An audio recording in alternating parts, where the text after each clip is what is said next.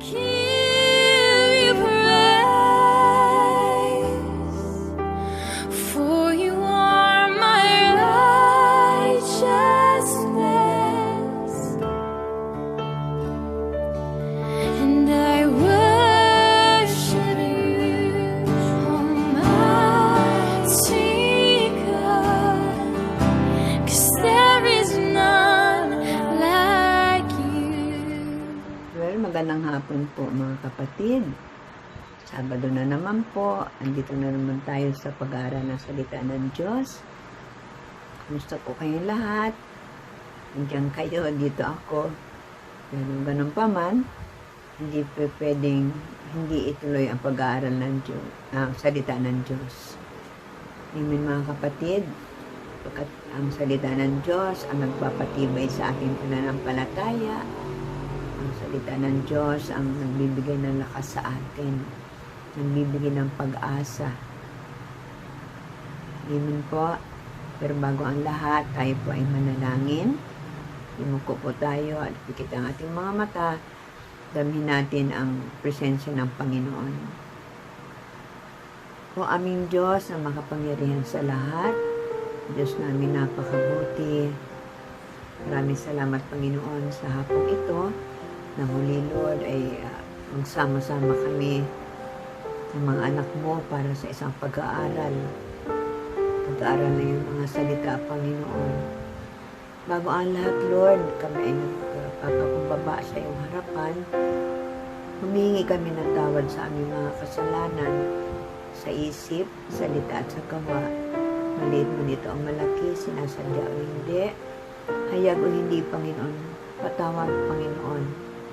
At ganoon din, O God, pakalinisin na aming mga puso nang sa ganun, Lord, walang magiging hadlang para makapenetrate ang iyong mga salita sa amin. At ikaw, Panginoon, ay malaya makakilos sa aming mga buhay, Panginoon. Maraming salamat, Lord, sa kapatawaran at sa kalinisan na ginawad mo sa amin.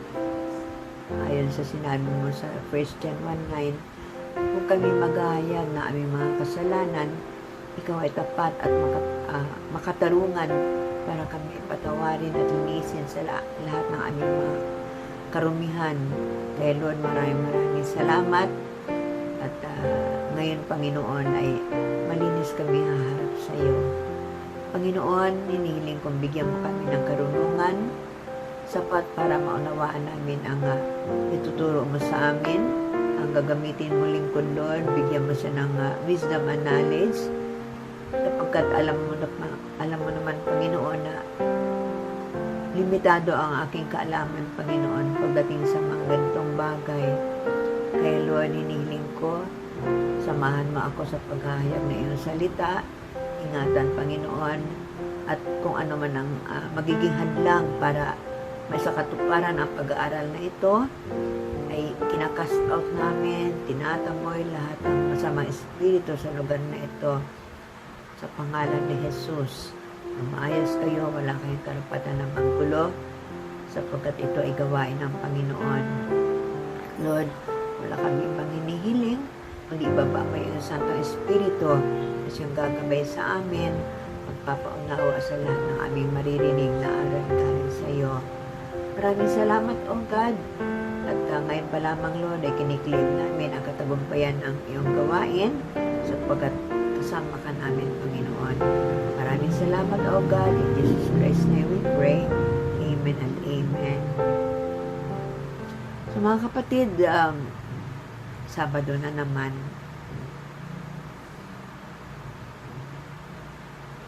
Tayo po ay nasa first quarter series na. Ang pamagat po ay Who is Christ in us? Who is Christ in us? Sino ba si Jesus Christ sa buhay natin? Nung unang lesson natin, ito ay may pamagat na He is the master planner. He is the master planner. Tagaplano sa lahat ng pakanaisin natin. At siya talaga ang nagpaplano at siya rin ang nagpapatupad. Ngayon, sa second lesson natin, pangalawang lesson ay may pamagat na He is the Almighty God. He is the Almighty God. Kaya pag tinanong tayo, sino ba si Kristo sa buhay nyo? So, una, He is the Master Planner. Ang pangalawa ay, He is the Almighty God. So, tayo magsisimula sa pagbabasa ng ating teksto. At dito po manggagaling ang ating pag-aaralan. Buksan natin ang ating mga Biblia sa awit 89 verse 8. O Panginoong Diyos na makapangyarihan, sino ang tulad ninyo? Makapangyarihan kayo, Panginoon, at tapat sa lahat ng inyong ginagawa. So, dito pa lamang, makikita natin, makapangyarihan ang ating Diyos. Sabi nga, sino ang makakatulad sa ating Panginoon? Sino nga ba?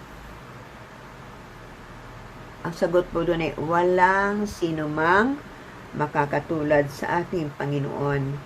Siya lamang ang nag-iisang makapangyarihang Diyos. Kahit sino pa dyan, pinakamarunong na tao sa buong mundo, sa ngayong panahon na hindi siya makakatulad sa ating Panginoon. Nag-iisa lang po ang ating Panginoon na yan. Ang ating Panginoon na makapangyarihan sa lahat. Ang tanong ngayon, why is God the Almighty One? Why is God the Almighty One? Bakit tinatawag ang ating Panginoon na makapangyarihan sa lahat? Okay? Ang number 1 po ay, nasagot ay, because He is omnipotent. He is omnipotent. Ibig sabihin po nito, walang hanggan ang kapangyarihan ng ating Panginoon. Walang hangganan. Unlimited po ang kanyang kapangyarihan. Kaya hindi natin pwede sukatin ang kanyang kapangyarihan. Walang hangganan. Hindi natin pwedeng sabihin na mula dulo, sa simula hanggang dulo, hanggang saan yung dulo na yan. Walang hangganan po ang kapangyarihan ng ating Panginoon. Sabi nga po sa Jeremias 32 verse 17, O Panginoong Diyos, nilikha niyo ang langit at mundo sa pamamagitan ng kapangyarihan ninyo. Walang anumang bagay na hindi niyo po nagagawa. Ayan. Walang anumang bagay na hindi niyo po nagagawa. Dito sa binasa natin mga kapatid, pinaalala sa atin na sa pamamagitan ng walang hanggang kapangyarihan ng ating Panginoon, ay nilikha niya ang langit, ang lupa, at lahat ng nakalagay dito. Siya ang may gawa ng langit at lupa.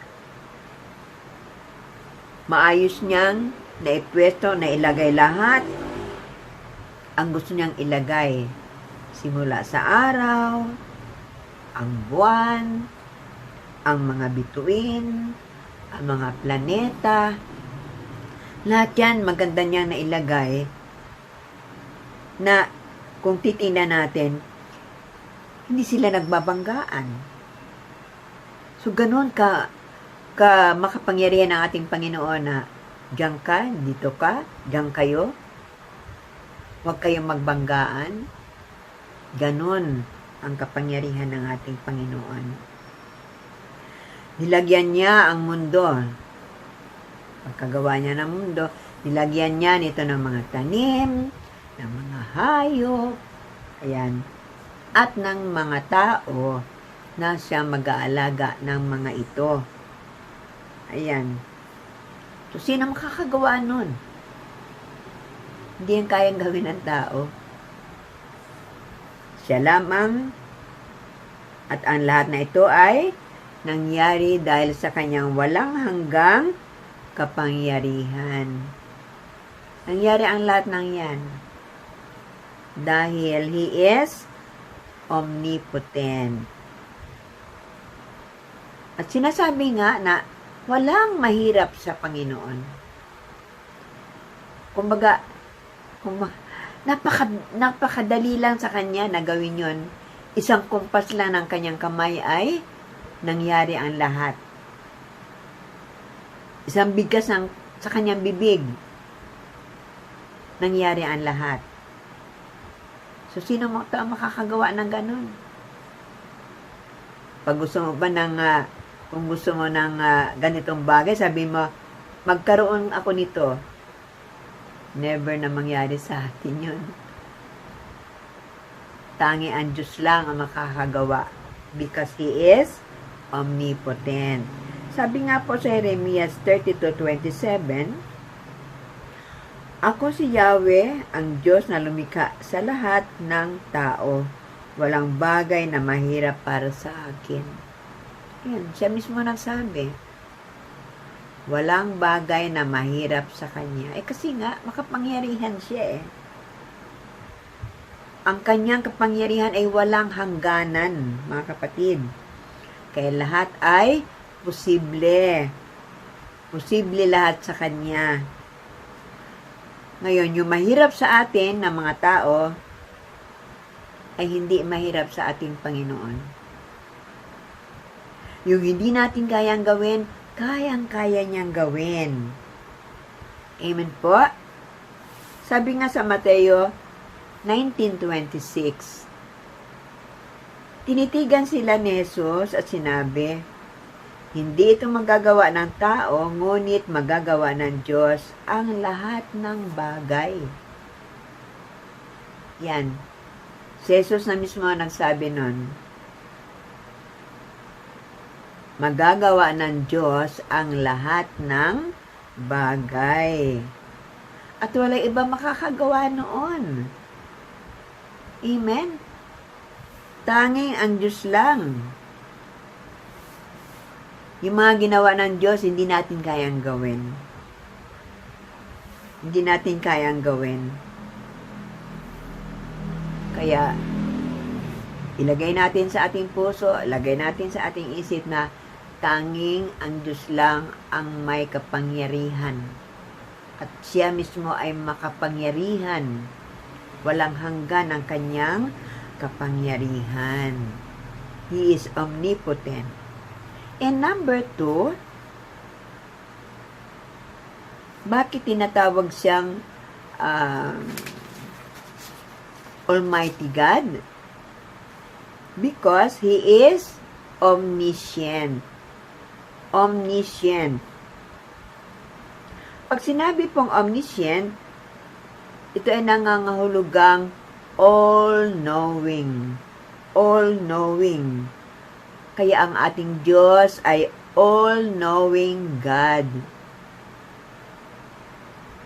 Alam niya po ang lahat.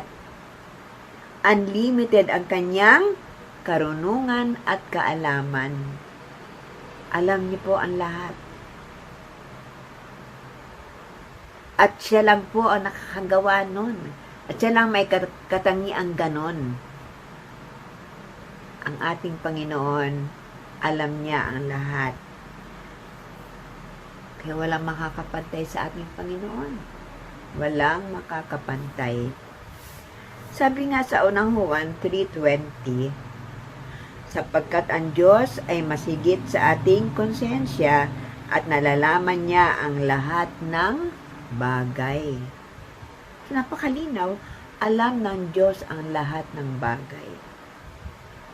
Alam niya ang laman ng ating isip. Alam niya ang laman ng ating puso.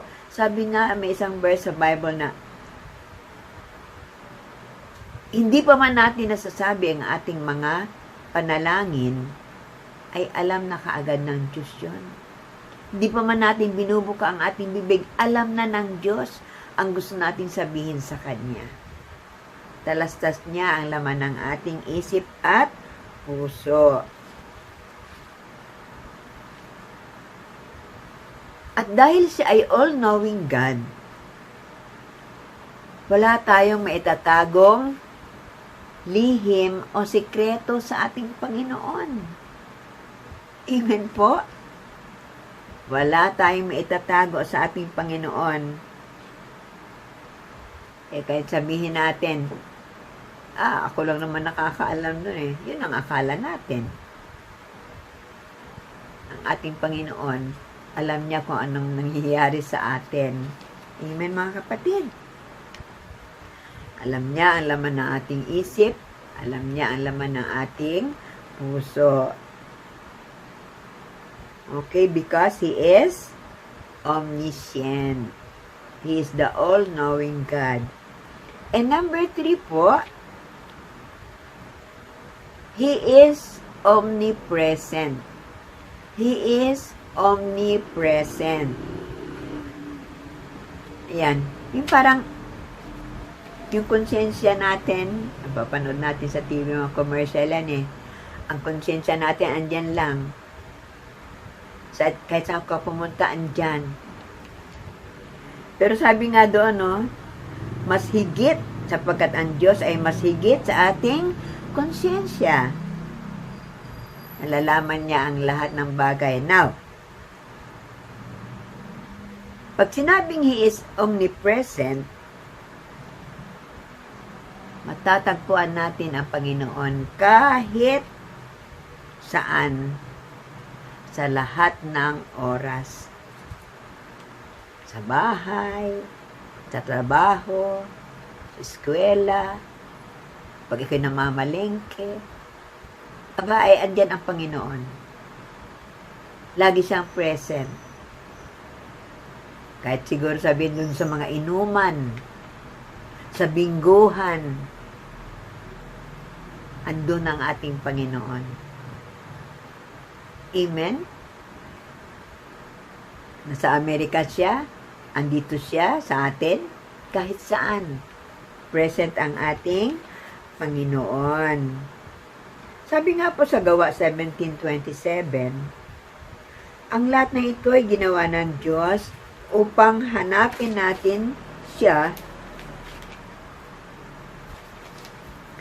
at baka sakaling matagpuan natin siya.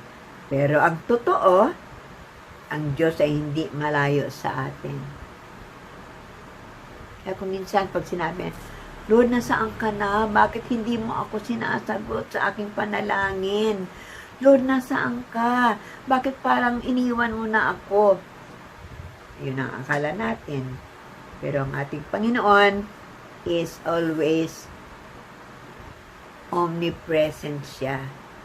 Laging andyan siya sa tabi natin, kahit saan tayo pumunta. Tingnan nyo yung yung para bang paggabi, di ba may buwan? Kahit saan ka pumunta, andun ang buwan. Di ba nakakatuwa yun? Pumunta ka sa labas, kita mo ang buwan. Lumiko ka sa kabila, andoon ang buwan. Hindi siya nawawala. Ang higit pa doon ng ating Panginoon.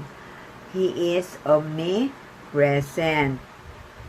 At dahil doon, hindi tayo makakatago sa Kanya. May nagawa kang kasalanan, magtatago ka, andyan siya. Laging andyan ang ating Panginoon. Kasama natin palagi.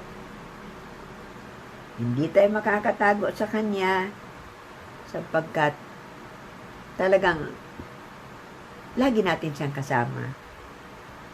Ngayon, kung naniniwala kayo na our God is omnipotent, omniscient, omnipresent, no?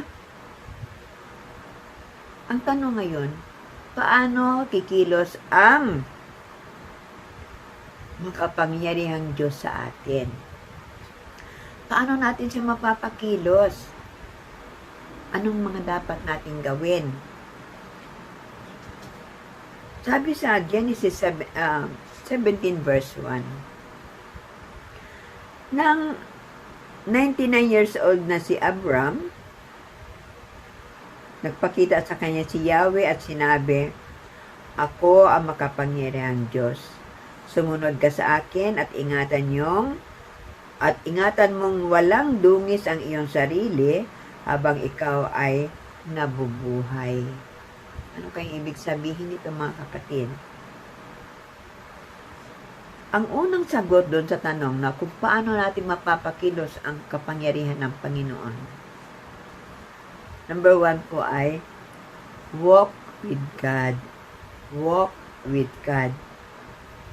Mamuhay tayo na kasama ang Diyos palagi.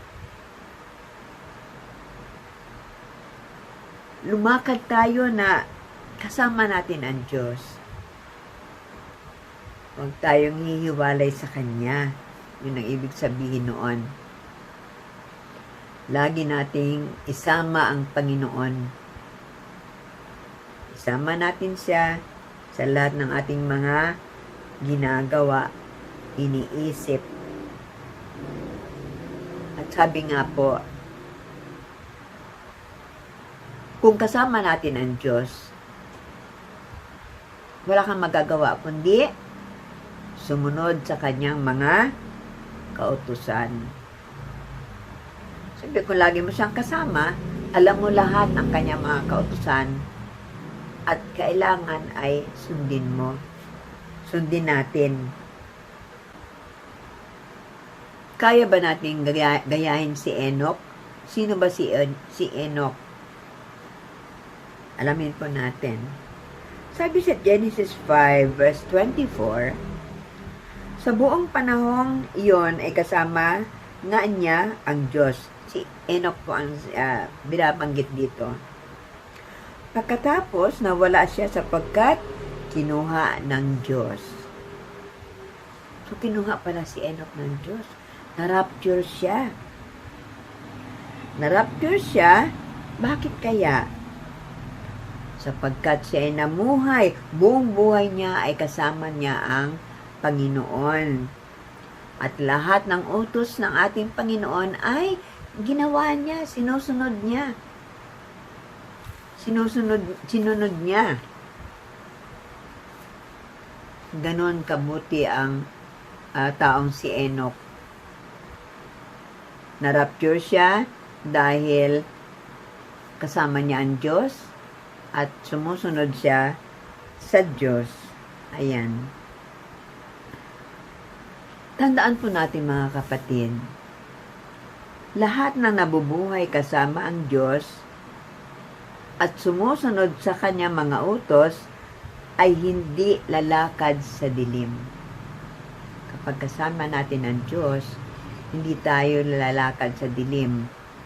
At lalo na kung sinusunod natin ang utos ng Diyos, hindi tayo lalakad sa dilim. Laging nagliliwanag ang ating nilalakaran. Kasi ginaguide tayo ng Panginoon. Binibigyan niya sa atin ang mga tamang kautusan para doon tayo lumakad sa tamang daan. Papunta sa langit, sa kaharian ng ating Panginoon. Sabi nga po sa Juan 8 verse 12, muling nagsalita si Jesus sa mga tao. Wika niya, ako ang ilaw ng sanlibutan.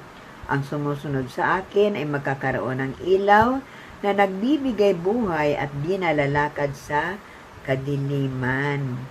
Ayan, napakaliwanag. Napakaliwanag. Si Jesus na mismo ang nagsabi nito.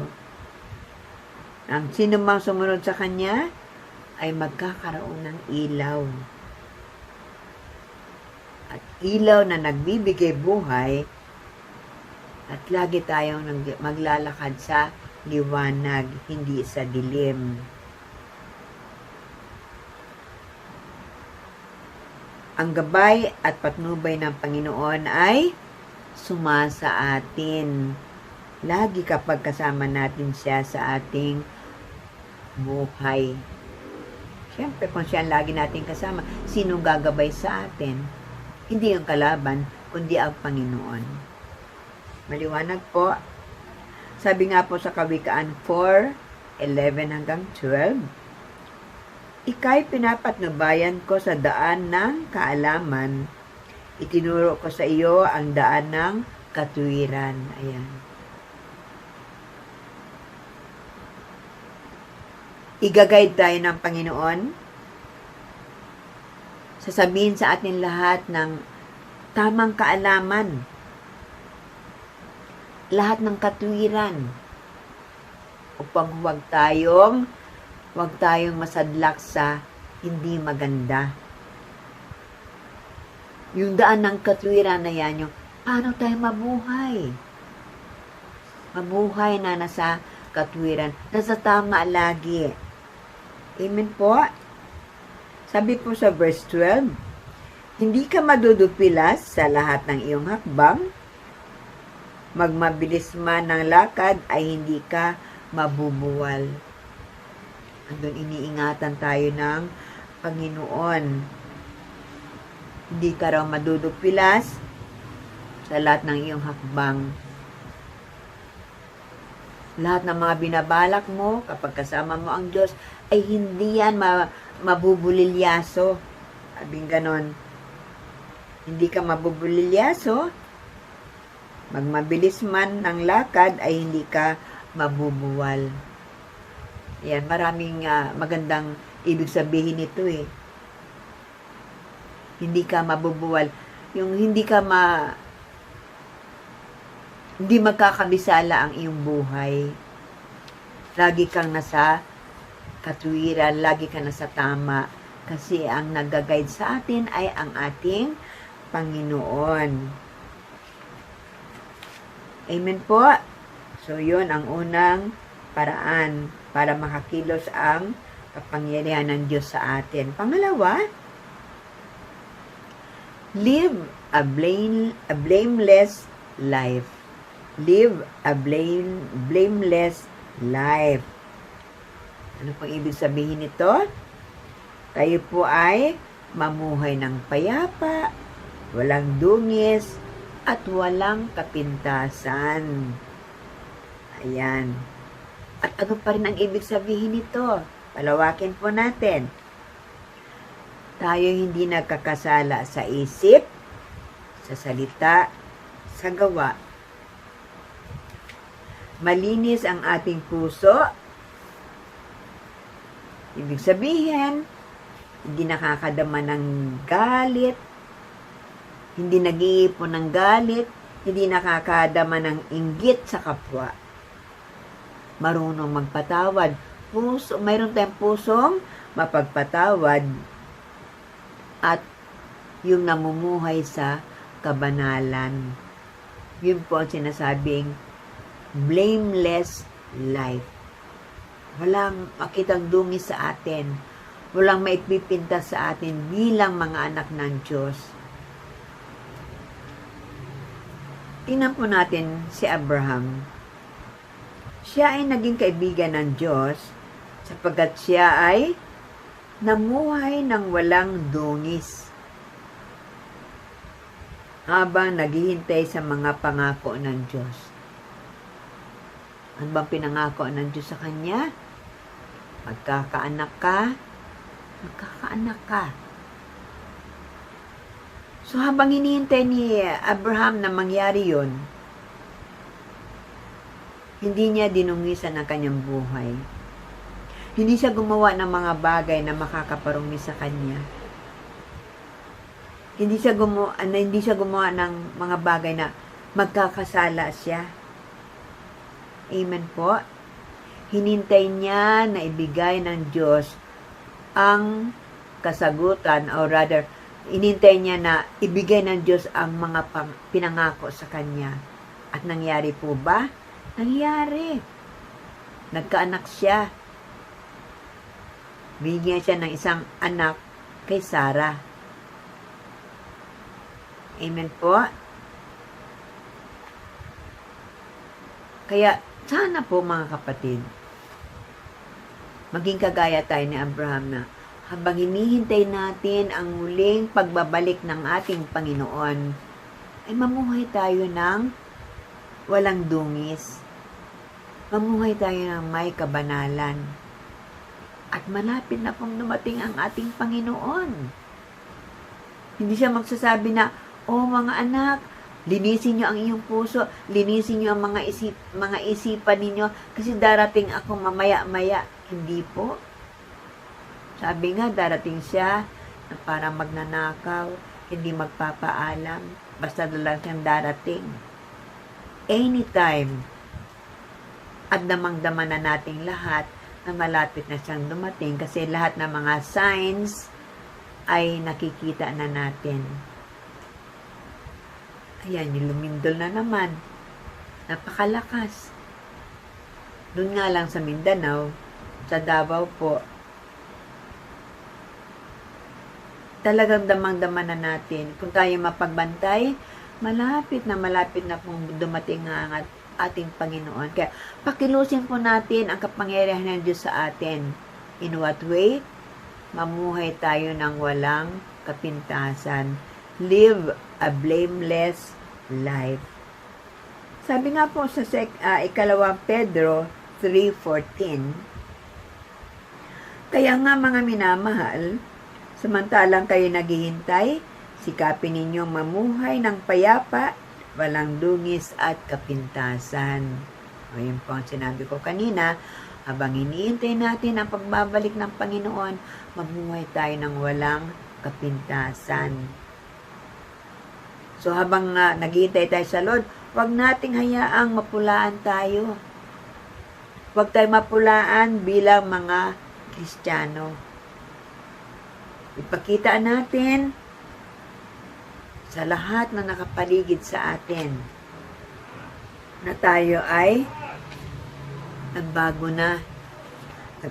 Nagbago sa ugali, nagbago sa mga gawa natin. Nakikita sa atin ang malinis na pamumuhay. Payapa. Amen po.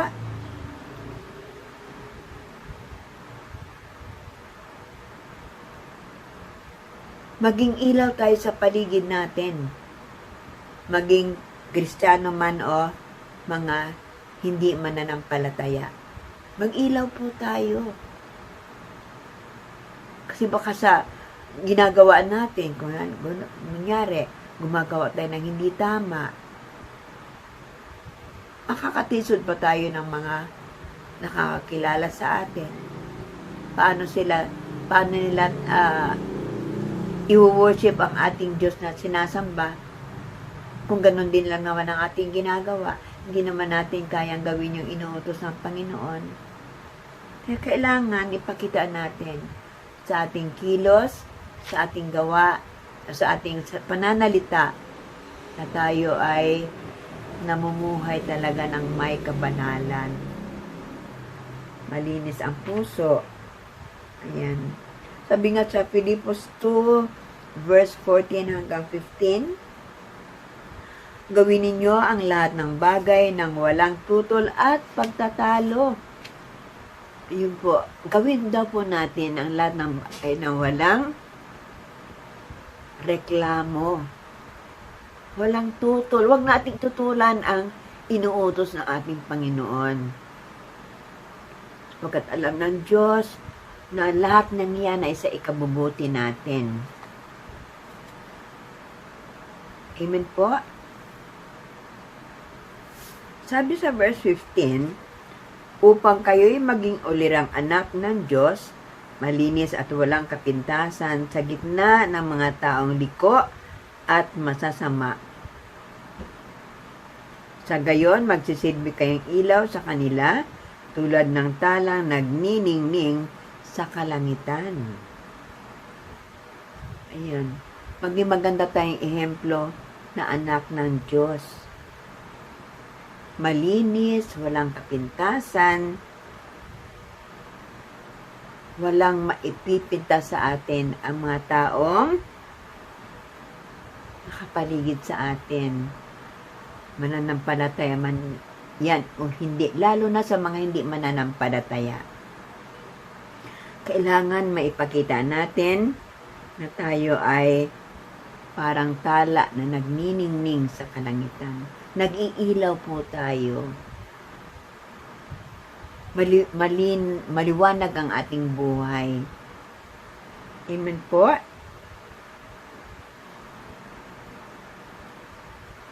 At kapag namuhay tayo na kasama ang Diyos, may malinis at walang dungis,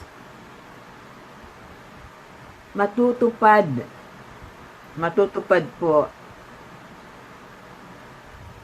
at tutuparin ng ating makapangyarihang Diyos ang kanyang mga plano para sa atin. Sure yun, matutupad talaga yan. Gagawin ng Diyos ang lahat para matupad ang mga plano niya sa atin. Kasi nakikita niya na we're trying our very best na mabuhay o mamuhay ng naaayon sa kanyang kalooban. Amen po? Ganong kabuti ang ating Panginoon. Ganong kabuti ang ating Panginoon, mga kapatid. So, ano ang magiging resulta nito? O sumasa atin ang Diyos na makapangyarihan. Result of having the Almighty God in our life. Ito po. We will experience all His benefits. We will experience all His benefits. Mararanasan natin ang lahat ng benepisyo o pakinabang mula sa Diyos kung tayo ay mamumuhay na kasama niya. Maraming benefits ang ipagkakaloob sa atin ng Panginoon. So, tingnan natin, ano ba ang mga benefits na yan? Sabi sa Zephaniah 3:17, "The Lord your God is with you. He is mighty to save. He will take great delight in you. He will quiet you with His love. He will rejoice over you with singing." So, isa-isahin po natin. He is mighty to save. Ano ang tinutukoy rito? Yung protection ng Diyos ay sumasa atin. He will take a great delight in you. Kalulugdan tayo ng Diyos. Kalulugdan po tayo ng Diyos. Matutuwa siya sa atin. At alam naman natin, kapag natuwa ang Diyos sa atin, ibibigay niya higit pa. Lahat-lahat, higit pa doon sa ating mga kailangan. Higit pa doon sa mga hinihingi natin. Kasi lugod na lugod ang ating Panginoon sa atin. Sabi, He will quiet you with His love. Katahimikan. Merong kapayapaan sa buhay natin. Dahil alam natin, yung pag-ibig ng Diyos na yan, ang magbibigay sa atin ng kapayapaan. Payapa ka kasi alam mo na mahal ka ng Panginoon. Amen, mga kapatid. The thought na mahal ka ng Panginoon, anong pang iisipin mo? Payapa ang puso mo. Payapa ang isip mo. And He will rejoice over you with singing. Sabi nga, siya'y masayang aawit sa laki ng kagalakan. Mapapakanta ang ating Panginoon. Diba? Sa laki ng kagalakan niya na ikaw ay namumuhay ka na kasama ng ating Panginoon. Naniniwala ka sa Kanya. Sumusunod ka sa Kanyang mga utos. Siya'y masayang aawit sa laki ng kagalakan. Ayan. So, kapag ganito po, ano pang hihilingin natin? Ano pang mahihiling natin sa buhay kung sumasa atin ang makapangyarihang Diyos? Ano pa? Ang ating Diyos ang may-ari ng langit at lupa. Kaya niyang gawin ang lahat. Alam niya ang lahat-lahat. Siya ang may pinakamarunong sa lahat ng marurunong. Walang iba kundi ating Panginoon. At kahit saan tayo, kasama natin ang Diyos. Andyan siya. Andito siya ngayon. Andyan siya sa inyo. Kasama nyo, kasama ko. Kasama nating lahat ang Panginoon. Because He is omnipresent. At kahit anong sitwasyon natin sa buhay, andyan ang Panginoon.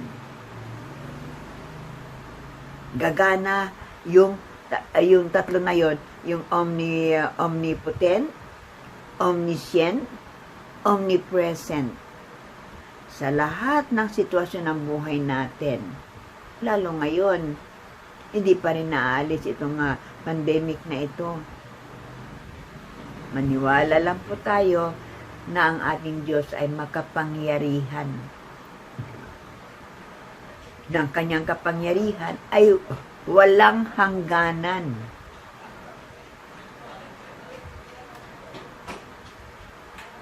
Hintayin lang po natin ang pagkilos ng Panginoon dito sa pandemic na ito.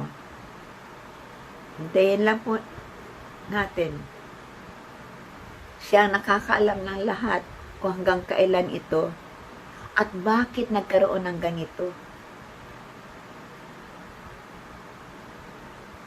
At sa gitna nito, andyan ang ating Panginoon kasama natin.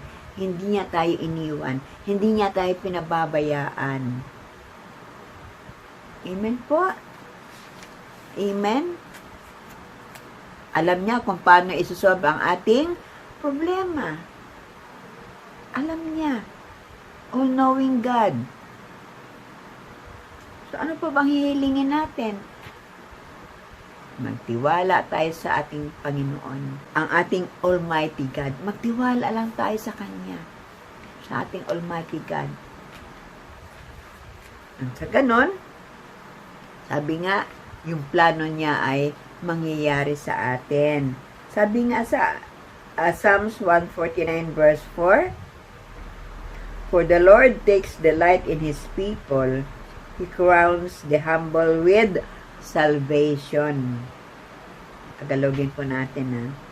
Si Yahweh ay nagagalak sa kanyang mga hirang, sa nagpapakumbabay tagumpay ang ibibigay. So kapag ganun po ang sitwasyon natin, kapag ganun po ang ginagawa natin, na laging kasama natin ang Diyos, nagsumusunod tayo sa Diyos, ano daw makakamit natin? Hindi walang iba kundi tagumpay. Tagumpay na nakakapasok tayo sa kaharian ng Diyos sa langit.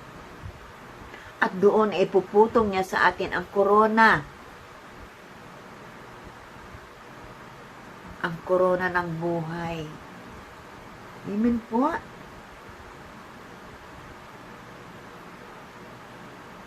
Ganun po ang mangyayari sa atin. Magtatagumpay tayo habang naghihintay tayo sa ating Panginoon. Maniwala lang po tayo na meron tayong Diyos na walang hanggan ang kapangyarihan. We have the omnipotent God, the omniscient God, the omnipresent God. Amen. Amen po. So, dyan po nagtatapos ang ating pag-aaral. Ano nga ulit ang title ng ating lesson 2? He is the Almighty God. Wala nang iba. Nag-iisa lang yan, ating Panginoon na yan. Nag-iisa lang po. Amen. Amen. So ngayon, bago po tayo hiwa-hiwalay, patuloy nating sambitin itong pagtitiwala sa ating Panginoon, sa ating Almighty God. Okay? Awit ng pagtitiwala sa Diyos.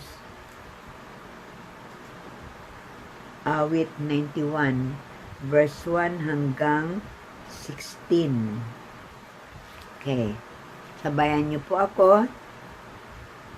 Siyang naghahangad ng pagkukup ng kataas-taasan at nananatili sa kalingan niyong makapangyarihan, makapagsasabi sa kanyang Panginoon, muog ka tahanan, ikaw ang aking Diyos, ang Diyos na tangi kong pinagtiwalaan. Ika'y ililigtas niya sa panganib sa umang nabitag, at kahit anumang mabigat na salot, di ka magdaranas. Lulukuban niya sa lilim ng kanyang malabay na pakpak. Sa kalingan niya ay natitiyak mo na ikaw ay ligtas. Iingatan niya at ipagsasanggalang pagkat siya'y tapat. Pagsapit ng gabi, di ka matatakot sa anumang bagay, maging sa gagawing biglaang paglusob pagsapit ng araw. Ni sa ano pa mang darating na salot pagkagat ng dilim, di ka matatakot sa kasanumang araw kung dumating. Kahit na mabuwal sa iyong harapan ang 1,000 tao, sa iyong paligid ang bilang ng patay maging 10,000. Di ka matatakot at natitiyak mong di ka maaano. Ika'y nagmamasid at sa panunood iyong mamamasdan. Yaong masasama ay makikita mong pinarurusahan. Sapagkat si Yahweh ang iyong ginawang tagapagsanggalang at ang pinili mo mag-ingat sa iyo'y kataas-taasan. Di mo abutin ika'y mapahamak at walang daratal, kahit anong uri mga paghihirap sa iyong tahanan. Susuguin niya ang maraming anghel, silang susubaybay, kahit sa ang dako ikaw maparoon, tiyak iingatan. Sa kanilang palad ay itatayo ka, silang magtataas, nang hindi masaktan ang mga paa mo sa batong matalas. Kahit ang tapakan mo ay mga leon, ahas na babagsik, di ka maaano sa mga serpiente, liyong mababangis. Ang sabi ng Diyos, aking ililigtas ang tapat sa akin, at iingatan ko ang sinumang taong ako'y kikilanlin. Pag sila'y tumawag, lagi handa ako na sila'y pakinggan. Aking sasamahan at kung may hilahil ay sasaklolohan. Aking ililigtas at ang bawat isa ay pararangalan. Sila'y bibigyan ko at gagantimpalaan ng mahabang buhay at nakatitiyak na ang tatamuhin nila'y kaligtasan. So yun po, napakaganda po ng nilalaman ng awit 91 na ito. Andun yung pagtitiwala sa ating Almighty God. Kapag nagtiwala tayo sa Kanya, lahat yun yung binasa natin ay gagawin niya sa atin, mangyayari sa atin mga kapatid. Amen po. So tayo po ay bago tayo mag-closing prayer, paalala po ulit yung ating tithes po. Paano kaya ang mga tithes natin? Lahat po ba tayo ay nagta-tithes, mga kapatid, sa Mandarin at sa Adelina Extension? Ang mga tithes po ba ninyo ay nakakarating sa kay pastor?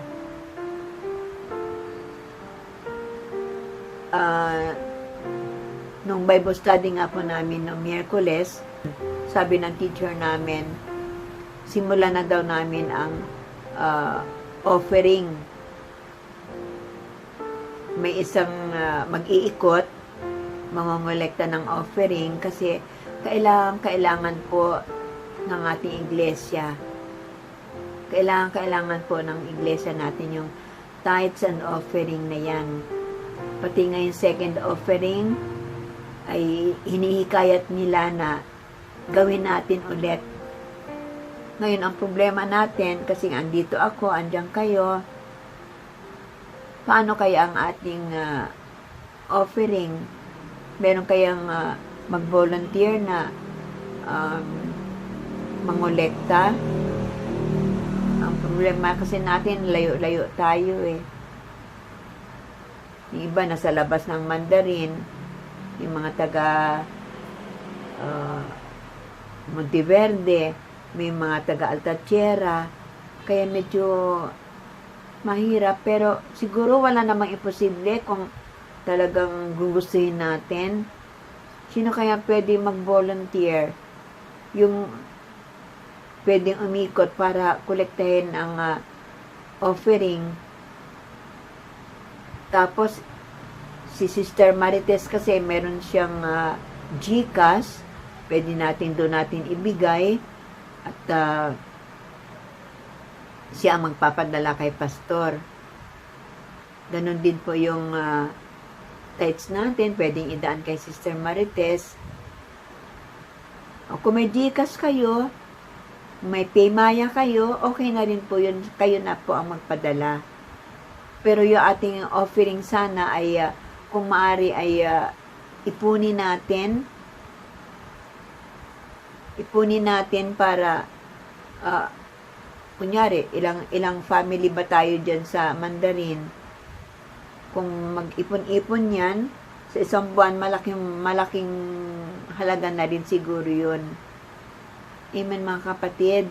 Ganun din sa Adelina Extension, yung mga tithes natin, huwag niyong pabayaan na hindi makarating kay pastor. At kung maaari nga yung ating offering, yun nga lang, ang problema nga, sino mag-volunteer na iikot para mangolekta ng ating offering. Yun lang po, paalala lang po ulit sa ating tithes and offering. Okay mga kapatid, kasi may magandang pangako naman ang Lord doon na kapag tayo ay buong buo natin ibigay ang ating tithes, ay ikapo natin, ay bubuksan niya ang durungawan ng langit para ibuhos lahat ng pagpapala para sa atin.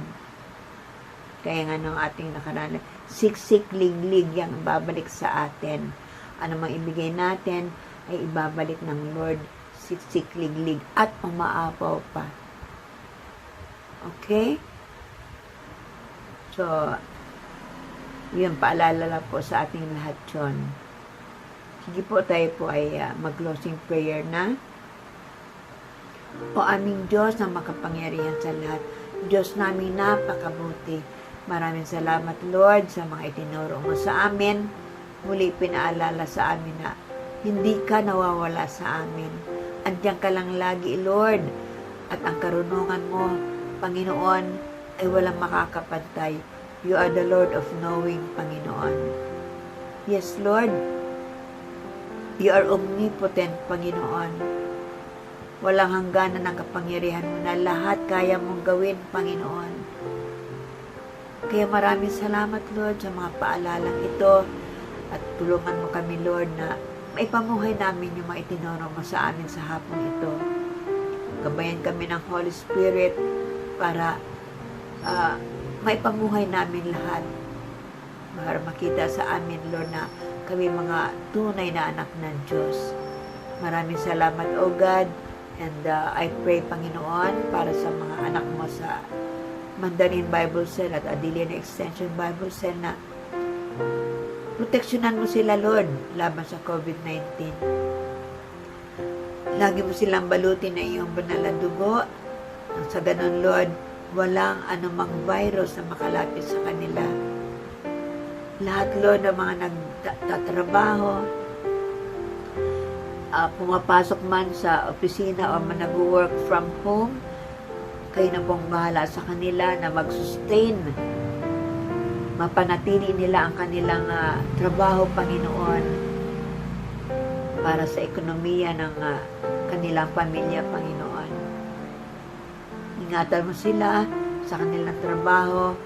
At yung mga naghahanap ng trabaho, bigyan mo sila ng trabaho na naaayon sa kanilang kaalaman at naaayon, Lord, sa kalooban mo.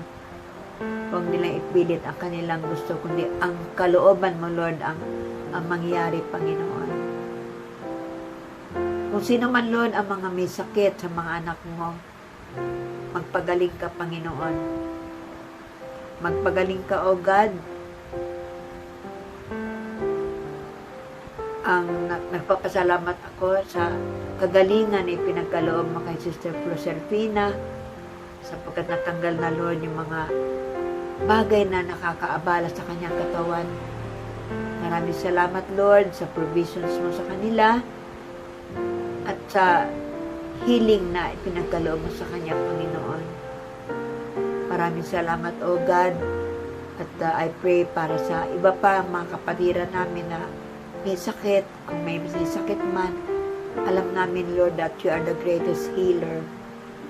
Sa mga kapatid namin, Lord, na mga nanghihina, dala ng maraming problema, Ikaw, Panginoon, ang magpalakas sa kanila. Masustain nila yung pag-ibig na una nilang binigay sa iyo. Huwag silang manlamig, Panginoon. Nang sa ganon, sa iyong pagbabalik, ay maratnan mo kami, Lord, na andun pa rin naglilingkod kami sa iyo. Patuloy naming ninanamnam ang iyong mga salita, Panginoon. Salita na magbibigay sa amin ng pag-asa, magbibigay sa amin ng buhay, buhay na walang hanggan. Maraming salamat, O God. At maraming salamat sa pag-iingat mo sa akin habang hinihayag ko, Lord, ang iyong mga salita.